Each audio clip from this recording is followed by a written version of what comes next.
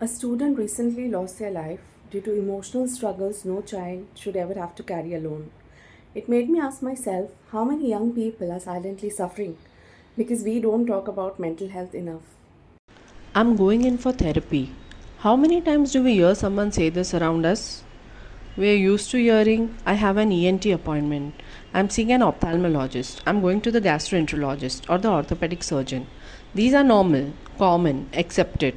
But when it comes to therapy, hardly anyone says it out loud. Some people don't even fully know what therapy really is or that it's just another form of healthcare. To understand the gap, look at the numbers. In the US, 23.9% of all adults receive mental health treatment in just 1 year. But in many Asian countries, including ours, less than 1% of all adults receive any formal therapy or counseling in a year. In most Western countries, adults can simply go for therapy. No diagnosis, no referral, no just the freedom to seek emotional support whenever they feel the need, be it for anxiety, stress management, low motivation, sadness. Therapy is normalized. It's seen as a healthy way to take care of your mind, just like you take care of your body. But in India, the path is very different. Many people reach a psychologist only after a psychiatrist gives a diagnosis or when symptoms have already become severe. People still believe their emotional struggles will take care of themselves. There's no one to talk to and no safe place to share what's happening inside. Why?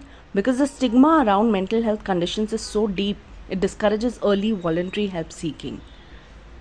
Besides the stigma around it, cost may be another reason for lesser people seeking professional help.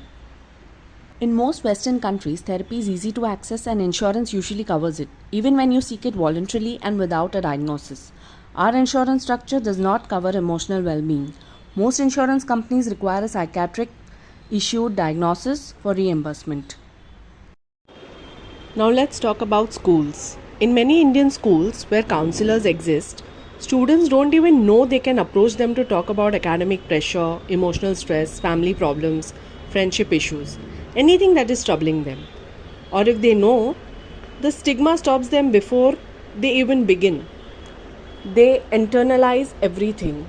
They struggle alone. They cope in silence. Sometimes they just need someone to talk to and they don't even know that help is available. If therapy became a normal part of school culture, more children might seek help early before the situation becomes unbearable.